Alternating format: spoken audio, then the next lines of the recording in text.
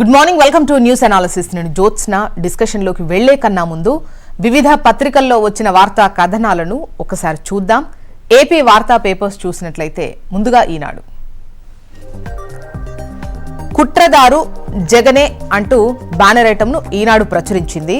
ముఖ్యంగా ఈ ration mafia Kakinada seaport అంశానికి సంబంధించిన వార్తను హైలైట్ చేస్తూ కుట్రదారు జగనే అంటూ ఇచ్చారు. కాకినాడ సీపోర్ట్ సెజ్లోని 3,609 కోట్ల వాటాలు బలవంతంగా లాక్కున్నారు. వారిచ్చినంత తీసుకుని సంతకాలు చేయాలని ఒత్తిడి తెచ్చారు. ఈ వాటాలన్నీ జగన్కే అని విక్రాంత్ రెడ్డే చెప్పారు. అతను చెప్పింది చేయాలంటూ జగన్ ఆదేశించారు. తప్పుడు ఆడిట్ నివేదికతో బెదిరించి వాటాలు అరవిందో పరం చేశారు. కేవీ రావు ఫిర్యాదుతో సిఐడి కేసు నమోదు అంటూ ఈ వార్తను హైలైట్ చేస్తూ కథనాన్నిచ్చింది ఈనాడు. ఇక దీనంతటిని అమలు చేసింది వైవి సుబ్బారెడ్డి కుమారుడు విక్రాంత్ రెడ్డి. అక్రమ కేసులు పెట్టి జైలుకు పంపుతామని బెదిరించారు అంటూ కథనాన్నిచ్చారు. నిందితులు వీరే అంటూ పలు సెక్షన్ల కింద నమోదైనటువంటి కేసుల వివరాలు కూడా ఇక్కడ పొందుపరుస్తూ కథనాన్నిచ్చారు. ఇక అరవిందోకు అదనంగా 175 కోట్లు అంటూ 104 సేవల కింద ఒక్కో వాహనంపై నెలకు సగటున 60,000 వరకు లాభం. నాటి జగన్ ప్రభుత్వం అవ్యాజమైన ప్రేమ, లెక్కలు తీసిన ఎన్డీఏ ప్రభుత్వం నగదు లభ్యత లేక నిర్వహణ నుంచి తప్పుకుంటున్నట్లు యాజమాన్యం వెల్లడి. ఇక మరోవైపు మరీ ఇంత ఆలస్యమా? జల్ జీవన్ మిషన్ పై ఇంకా డిపిఆర్లు రూపొందించరా? అధికారుల తీరుపై సీఎం చంద్రబాబు అసహనం. 6 నెలల ప్రగతిపై నివేదిక ఇవ్వాలని మంత్రులకు ఆదేశం. పథకాల అమలు బాధ్యత వారిదే అని స్పష్టం చేశారు. నెక్స్ట్ ఆంధ్రజ్యోతి. ఇక్కడ బ్యానర్ ఐటంగా బెదిరించి భయపెట్టి కొట్టేశారు అంటూ వార్తను ఇస్తూ కాకినాడ పోర్టు సెజ్లను మా నుంచి లాక్కున్నారు. సిఐడికి వాటి యజమాని కేవీ రావు కంప్లైంట్. అంతులేని దోపిడీ, అరవిందో కోసం చరిత్రలో చూడని దారుణాలు అంటూ ఈ కథనాన్ని హైలైట్ చేశారు. పట్టాలున్నా పత్తాలేరు అంటూ ఇళ్ల పట్టాల పథకంలో జగన్ మాయ అంటూ సీఎంకు రెవెన్యూ మంత్రి నివేదిక. సమగ్ర దర్యాప్తుకు ముఖ్యమంత్రి ఆదేశం. సాక్షి చూద్దాం. క్వార్ట్స్ గనుల్లో గనుల లూటి. నెల్లూరు జిల్లా సైదాపురంలో ముఖ్య నేత ముడుపుల డీల్. 1,000 కోట్ల విలువైన ఖనిజ సంపద లూటీకి భారీ స్కెచ్ అంటూ ఈ కథనాన్ని ఇచ్చారు. డైవర్షన్ డ్రామా అట్టర్ ఫ్లాప్ అంటూ చంద్రబాబు డైరెక్షన్లోనే పవన్ నాదెండ్ల ద్వయం రాద్ధాంతం.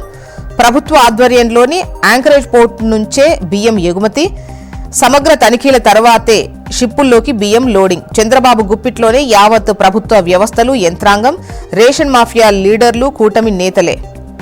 పయ్యావుల బియ్యంకుడి బియ్యం షిప్ ఎందుకు తనిఖీ చెయ్యలేదో డైవర్షన్ రాజకీయాలకు బాబు కుట్ర. ఇక ప్రీమియం చెల్లించకపోతే పంటల బీమాకు అనర్హులు. రైతులకు వ్యవసాయ శాఖ స్పెషల్ సీఎస్ రాజశేఖర్ స్పష్టీకరణ. ప్రజారోగ్యంపై పగ. డయాలసిస్ బాధితులకు 108లో ఉచిత ప్రయాణానికి ప్రభుత్వం మంగళం. గత 3 వారాలుగా నిలిచిపోయిన సేవలు.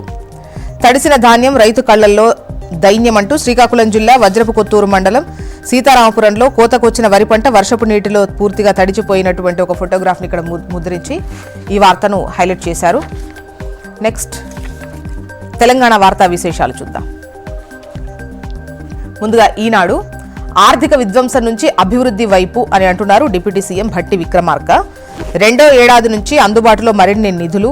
తొలి ఏడాది అప్పుల కిస్తీలకే 64,000 కోట్లు పోయాయి. ఉమ్మడి రాష్ట్రంలోనూ ఇంత ఆర్థిక భారం లేదు. పథకాలకు మరో 61,000 కోట్ల వ్యయం. విద్యుత్పై కమిషన్ నివేదికను అసెంబ్లీలో పెడతాం. ఈనాడుకి ఇచ్చినటువంటి ఇంటర్వ్యూలో ఉప ముఖ్యమంత్రి భట్టి విక్రమార్క చెప్పినటువంటి విషయాలు. ఇక అడ్డుకున్నా ఆగేదే లేదు.